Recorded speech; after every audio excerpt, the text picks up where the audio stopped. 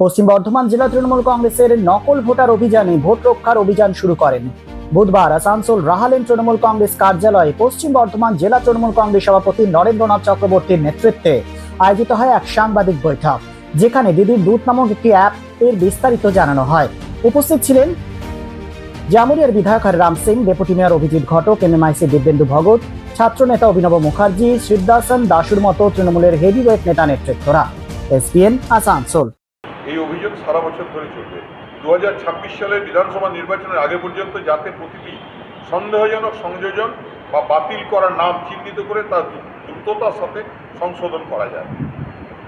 যদি আগে ভোটার বা তার পরিচিত কোনোভাবে কাউকে ভুলভাবে বাদ দেওয়া হয়ে থাকে অথবা কেউ জানেন যে বহিরাগতরা তালিকায় অন্তর্ভুক্ত করা হয়েছে, তবে আমরা তা সংশোধন করতে তৈরি আছি। এটি বাংলার গণতন্ত্র রক্ষার সংগ্রাম। এই লড়াই শুরু বুথ থেকে এবং মানুষের কাছ থেকে। আমরা সকল নাগরিকদের আপনাদের মাধ্যমে অনুরোধ করছি এই আন্দোলনকে সমর্থন জানাতে, সজাগ থাকতে এবং নিশ্চিত করতে যে বাংলার নির্বাচন শুধুমাত্র বাংলার মানুষের জন্য। এটা পলিটিক্যাল ইনফ্লুয়েন্স আছে, যেটা রাজনৈতিক দৃষ্টিভঙ্গি। প্রথম দিন থেকে আমাদের চেয়ারপারসন মাননীয় মুখ্যমন্ত্রী মমতা বন্দ্যোপাধ্যায় বারবার বলেছেন যে বাংলা হলো শান্তির ভূমি, যেখানে সকল জাতি ধর্ম বর্ণ নির্বিশেষে জাতি সম্প্রদায়ের বাস, সমস্ত সম্প্রদায়ের মানুষ এখানে একসঙ্গে শান্তিপূর্ণভাবে বাস করেন।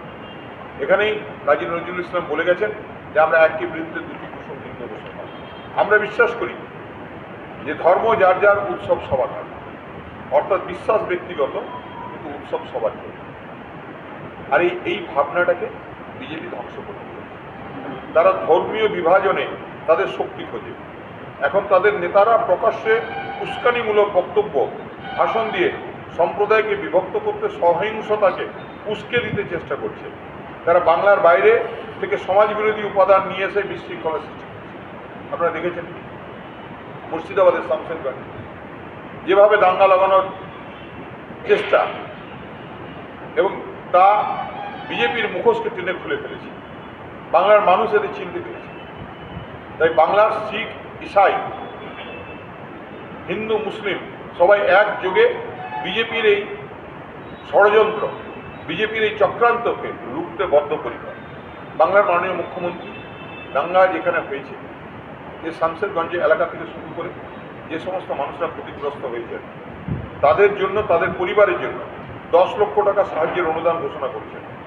এবং যারা তাদের প্রিয়জনকে হারিয়েছেন তাদের পাশে আমরা আছি।